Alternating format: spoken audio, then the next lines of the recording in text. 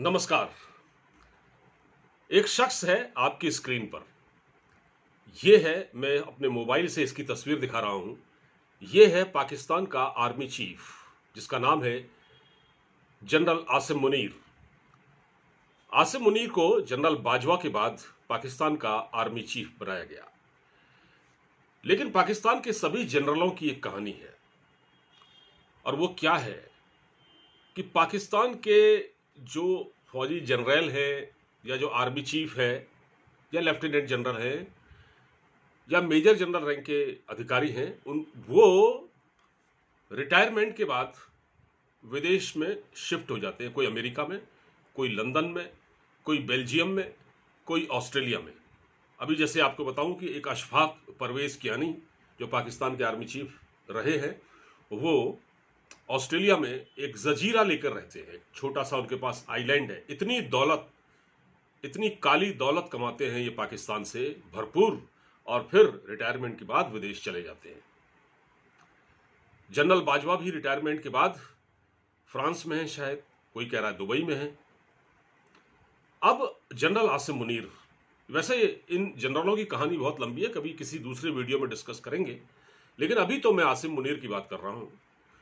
इस जालिम army chief की बात मुझे इसलिए करनी पड़ रही है क्योंकि ये जहनी तौर पर बीमार भी है। पाकिस्तान की आर्मी के अंदर ही इसको लेकर असंतोष है। बहुत सारे फौजी हुक्मरान इसके खिलाफ हैं।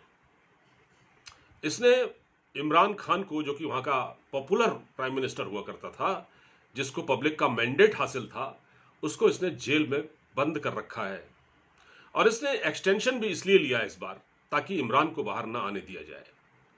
खैर, मैं आज यहां आपसे इमरान खान की बात करने नहीं आया हूं, इसका जिक्र आ गया।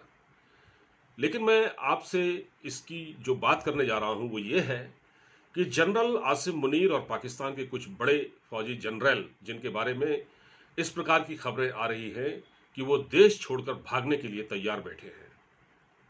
नमस्कार, मैं हूं टीपी पांडे। आप देख रहे हैं मेरा चैनल टीपी एक्सप्रेस। आगे बढ़ने से पहले आपसे एक गुजारिश है, एक अनुरोध है कि अगर आप मेरे चैनल पर नए हैं तो प्लीज इस चैनल को सब्सक्राइब कर लीजिए, वीडियो को लाइक और शेयर करना बिल्कुल मत भूलिएगा।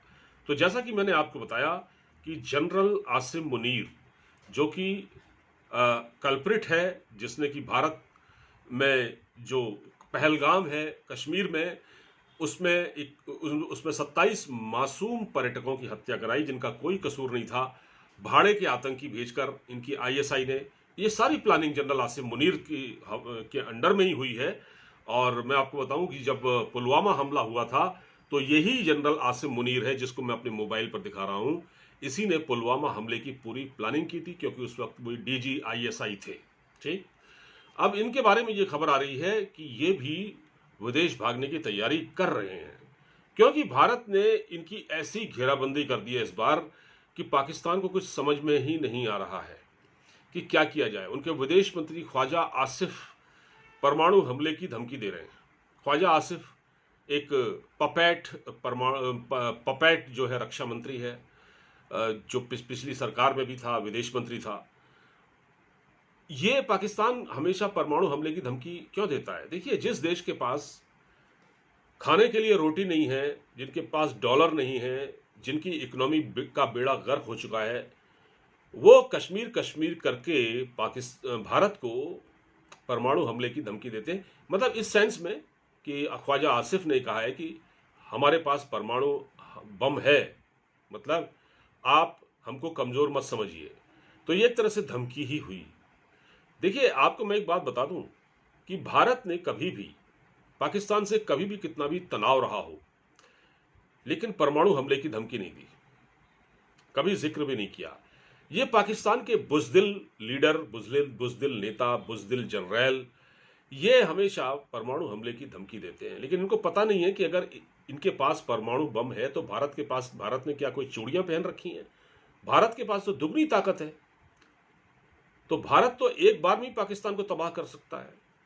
और ये क्या कह रहे हैं कि आपने हमारा पानी रोका। सोचिए, क्या इनकी भाषा सुनिए, और ये किस तरह के जवाब देते हैं। ये भविष्य का सोचते ही नहीं है। ये क्या कह रहे हैं कि अगर आपने सिंधु जल समझौता रोका अगर आपने हमको प्यासा मारने की कोशिश की तो हम आपके डैम उड़ा देंगे।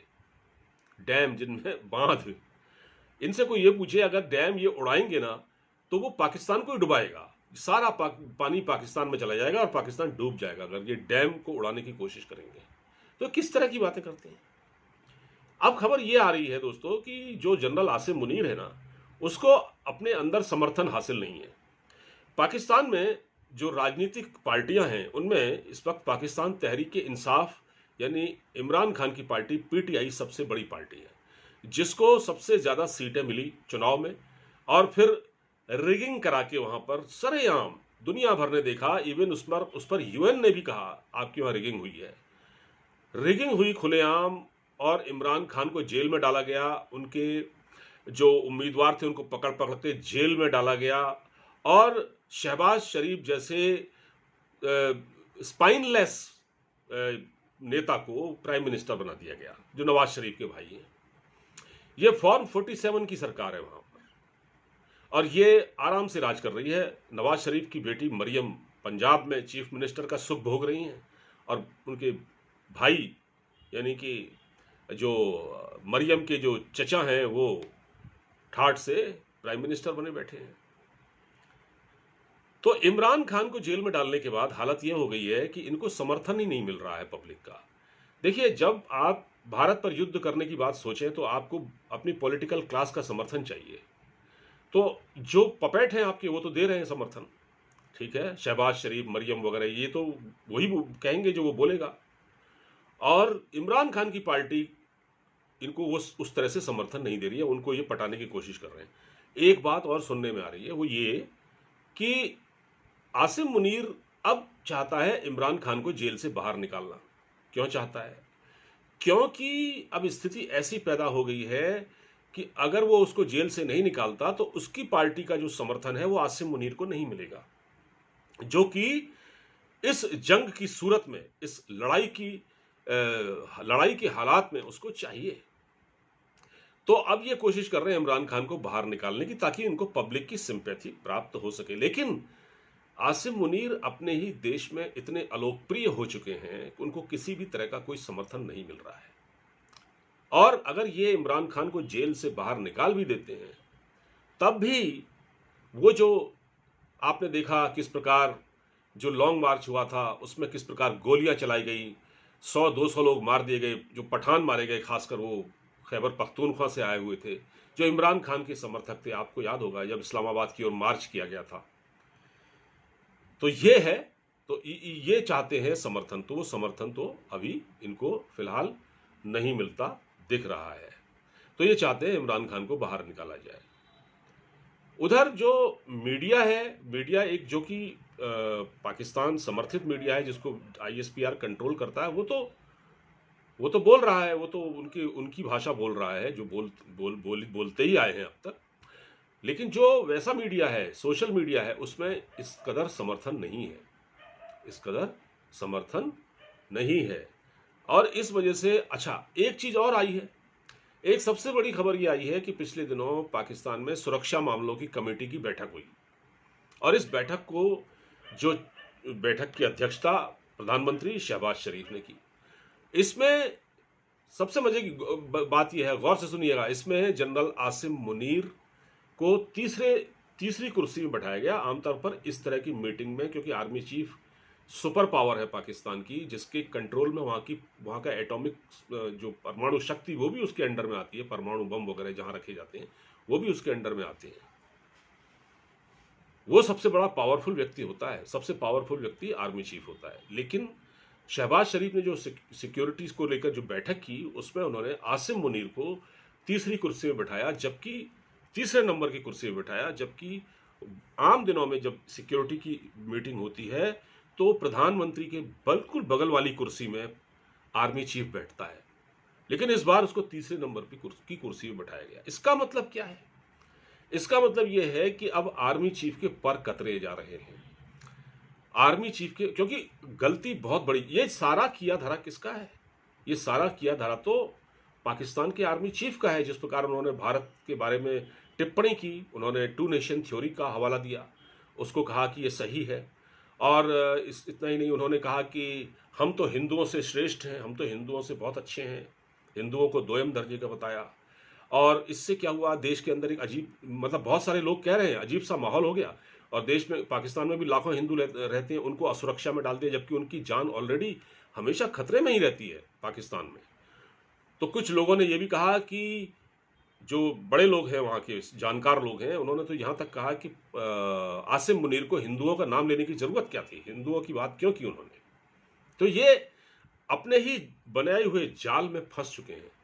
दरअसल वो तो बात यह है कि पाकिस्तान में जिस जिस जब जो बलूचिस्तान और केपीके की तरफ से जो हमले हो रहे हैं, जो पठान और बलोची जो कर रहे हैं, उसके बाद से मतलब आर्मी चीफ बहुत बौखलाए हुए हैं, बहुत बौखलाए हुए हैं, और उनको कोई रास्ता नजर नहीं आ रहा है।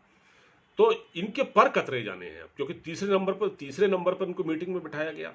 इसका मतलब कहीं से कोई संदेशा आया होगा, हो सकता है, क्योंकि इनको तो मैसेज सऊदी अरब से आता है या अमेरिका से आता है, तो हो सकता है एक सिग्नल दे दिया गया हो, प्रधानमंत्री शहबाज शरीफ से कह दिया गया हो, भैया अब इनको हटाओ, इसने तो बेड़ा गर्क कर दिया है, इसने तो जो जो भाषण दिया उसी के बाद जो पहलगाम में अटैक हुआ और हिंदुओं की जिस प्रकार हत्या की गई, हिंदू पर्यटकों के सिर में गोली मारी गई, और उनका नाम पूछकर, उनका मजहब पूछकर, उनके कपड़े उतरवाकर उनको गोली मारी गई, उनसे कलमा पढ़ने को कहा गया, और कलमा ना पढ़ा तो गोली मार दी।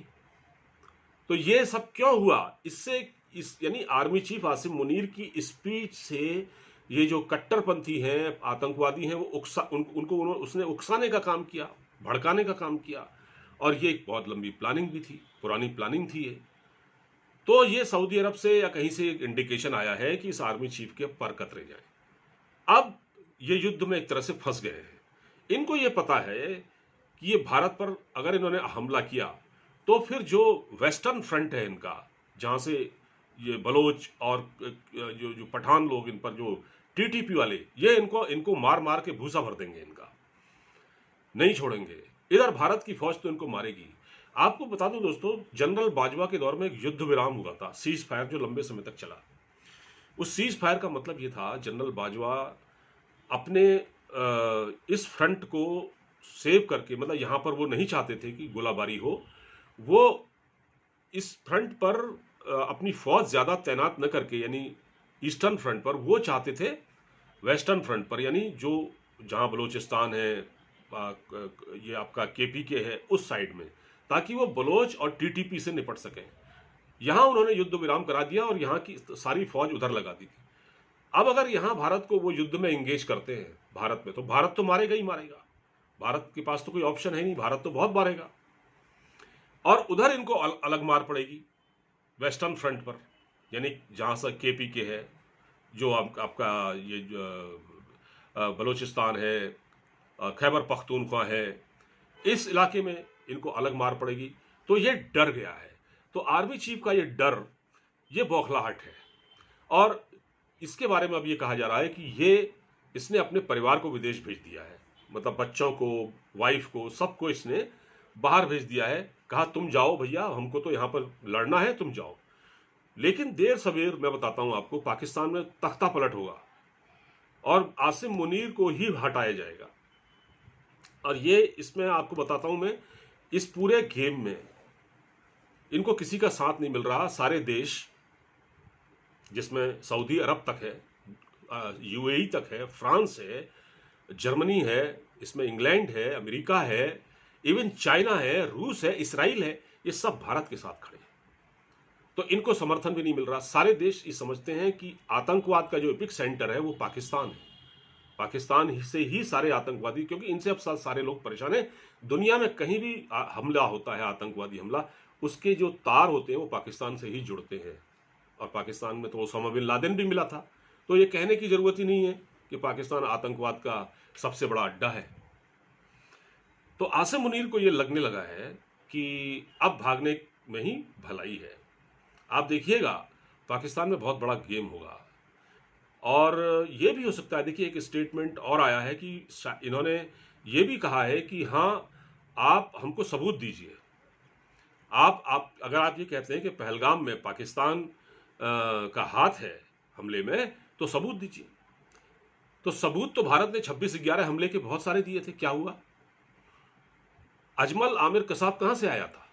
आमिर कसाब पाकिस्तान से तो आया था। कहां का था वो? सियालकोट का था ना शायद। हाँ, सियालकोट का था। और ये पता वहां के पत्रकार ने लगाया था, हामिद मीर ने। उसका वो गांव चले गए थे उसका पता लगाने के लिए, और उन्होंने ये स्टोरी ब्रेक की थी कि कसाब पाकिस्तान से आया था। तो पाकिस्तान ये कह ही नहीं सकता इसमें हमारा हाथ नहीं, और वो सबूत मांग रहा है। सबूत तो भारत ने इतने सारे डोजियर, इतने सारे सबूत दिए, क्या पाकिस्तान मानता है? हाफिज सईद को लेकर 20 सबूत दे दिए, क्या पाकिस्तान मानता है? नहीं मानता। वो हमेशा डिनाइल के मोड में रहता है। तो इस बार जो हिट करने की तैयारी है, इस बार जो हार्ड हिटिंग की तैयारी है, वो कहीं और है। और भारत सरकार ने अपनी रणनीति तैयार कर ली है। अब इस बारे में हमको ज़्यादा नहीं मालूम, लेकिन जिस प्रकार से स्थितियां बन रही हैं, तो युद्ध तो होगा, युद्ध तो होगा। और मैं बताऊं, इंडियन गवर्नमेंट ने अस्पतालों को, जितने चिकित्सालय हैं, उनको एक निर्देश दिया है कि वो अपने वहाँ दवाओं का स्टॉक फुल रखें। कभी भी कैसे भी हालात पैदा हो सकते हैं। और मीडिया के लिए भी एडवाइजरी जारी कर दी है कि मीडिया इस वार की, जो हमारी आर्मी की मूवमेंट है या जो भी ऑपरेशन है, उससे थोड़ा सा दूर रहे। तो आर्मी अपना काम करेगी, क्योंकि पिछली बार आपको याद होगा, कारगिल में जब लड़ाई हुई थी, तो उसमें कुछ पत्रकार यहाँ से बरखादत टाइप पहुँच गए थे, और उन्होंने जो वहाँ खड़े होकर जो बातें कहीं, वो सीधी उसको वहाँ ट्रेस किया गया पाकिस्तान में। तो उससे भारत को नुकसान हुआ था। तो मीडिया को दूर रखने की बात है, बिल्कुल ठीक है भाई। लोग कहते हैं कि हम इजराइल से सबक लें, इजराइल ऐसा करता है, इजराइल ऐसे मारता है। यार, इजराइल में तो बहुत कुछ होता है। इजराइल में तो सच्चा राष्ट्रवाद है। इजराइल में तो बच्चा बच्चा बम है, उसको यह बताया जाता है स्कूल में कि तुम दुश्मन से घिरे हुए हो भाई, तुमको कैसे अपना बचाव करना है। इजराइल में हमारी तरह का मीडिया नहीं है, जो अति उत्साही मीडिया है, जरूरत से ज्यादा इन्वॉल्व हो जाता है, ऐसा भी नहीं है। और उनकी सरकार बड़े ही करीने से काम करती है, हमारी तरह नहीं है। हम इजराइल से सबक ले सकते हैं, लेकिन क्या हम वैसे बन सकते हैं, ये तो हमको सोचना पड़ेगा। लेकिन ये बात जरूर है कि अब पाकिस्तान पर खतरा बहुत ज्यादा है, और जिस प्रकार से घेराबंदी हुई है, उससे पाकिस्तान अब विक्टिम कार्ड भी खेल रहा है। और वो ये कह रहा है कि हम भी तो आतंकवाद के शिकार हैं, हमने भी तो अमेरिका के लिए तालिबान खड़े किए। तालिबान तो पाकिस्तान ने खड़े किए, अमेरिका ने पैसे दिए थे। उसने अमेरिका पर डाल दिया है कि हमने ही तालिबान खड़े किए थे, लेकिन अमेरिका के लिए खड़े किए थे। तो गलती का एहसास तो हो रहा है, लेकिन सबसे बड़ी बात यह है कि अब बाजा बहुत ज़्यादा बजने वाला है, और ढोल फटने वाला है, और इतनी तेजी से पाकिस्तान में मतलब बमों की आवाज़ आएगी कि कान फट जाएंगे इन लोगों के। बहुत बड़ी तैयारी है। इस बार बालाकोट से भी ज़्यादा कड़ी स्ट्राइक होगी पाकिस्तान पर, लेकिन ये कैसे होगी, कब होगी, ये हमारी सरकार जानती है। दोस्तों, फिलहाल इस बातचीत में इतना ही। वीडियो अगर अच्छा लगे तो इसको शेयर कर दीजिएगा, चैनल को सब्सक्राइब करना मत भूलिएगा। और हाँ, आपसे जाते जाते एक अनुरोध है कि हमारी रीच बढ़ाने में हमारी मदद करें। इसके लिए आपको वीडियो को जितना हो सके लाइक करना पड़ेगा, और चैनल को सब्सक्राइब ज़रूर करना पड़ेगा। नमस्कार, जय हिंद, जय भारत।